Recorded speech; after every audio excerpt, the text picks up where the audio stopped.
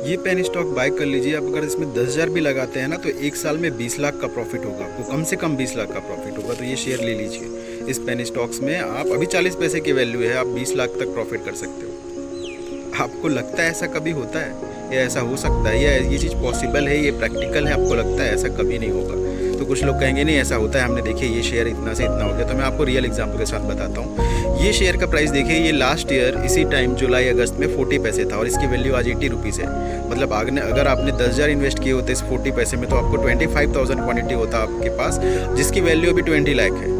तो आपका 10,000 की वैल्यू 20 लाख होती। तो जो यूट्यूबर होंगे या जो सो कॉल एडवाइज़र होंगे, अगर वो इस पर वीडियो बनाएंगे तो वो क्या कहेंगे, देखिए ये एक साल में इसने इतना परसेंटेज का रिटर्न दिया है, आपका 10,000 की वैल्यू आज 20 लाख है। बट ये रियल नहीं है। आप एक मुझे बात बताइए, जब आप 10,000 में इसको लेंगे, आपके पास 25,000 क्वांटिटी रहेगी, तो ये 40 पैसे से क्या 80 रुपीज़ एक बार में जाएगा, एक दिन में जाएगा?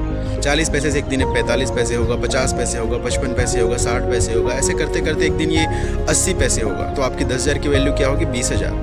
तो उस दिन आप कैसे डिसाइड करोगे कि 10,000 में कि मेरी वैल्यू 20,000 हो चुकी है तो मैं निकल जाऊँ या वेट करूँ?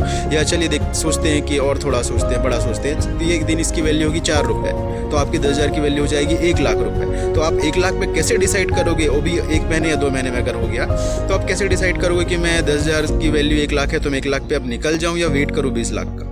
वो तो मैं आज आपको बता रहा हूँ कि 40 पैसे का 80 रुपये, तो आप कहेंगे कि नहीं मैं तो 20 लाख तक ही रुकता, मैं तो 80 रुपये तक ही रुकता। तो ये कैसे पता आपको, या किसी को भी कैसे पता होगा कि हम इतने पर रुकेंगे? अगर आप कुंभकर्ण हैं कि आपने कोई चीज़ बाय कर लिया और आप 6 महीने के लिए सो गए, तो ही आप इतना प्रॉफिट कर सकते हो। मतलब अगर आप सोशल मीडिया या ऑनलाइन इंटरनेट आपके डीमेट अकाउंट से कट गए, आपको मतलब दुनिया से खबर ही नहीं है, आपको पता ही नहीं हो शेयर कितना चल रहा है, तो हो सकता है कि बाय लक आपका 10,000 20 लाख हो जाए। लेकिन रियल में ऐसा कभी नहीं हो सकता, क्योंकि आपको कभी ना कभी 10,000 15,000 होगा, 20,000 होगा। फिर आपको कैसे डिसाइड करोगे कि मैं यहाँ पर सेल कर लूँ?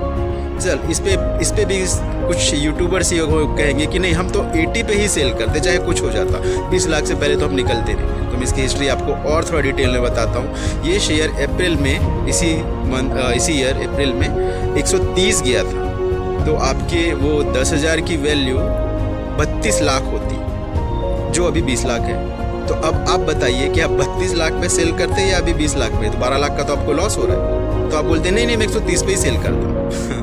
तो ऐसा कभी नहीं होने वाला।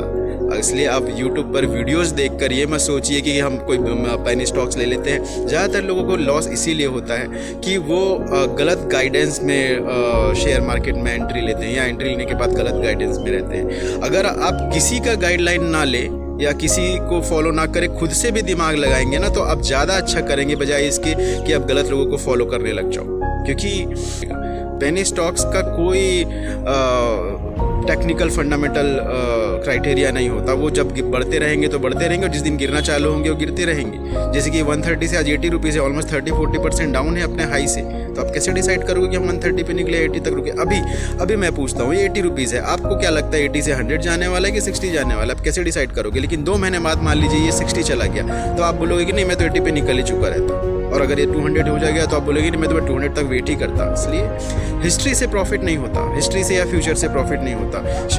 शेयर मार्केट में रियल टाइम से प्रॉफिट होता है। आप क्या डिसीजन आज ले रहे हैं उस पर डिपेंड करता है। या फिर आपको करना है तो ले लीजिए कोई भी शेयर और 6 महीने के लिए सो जाइए।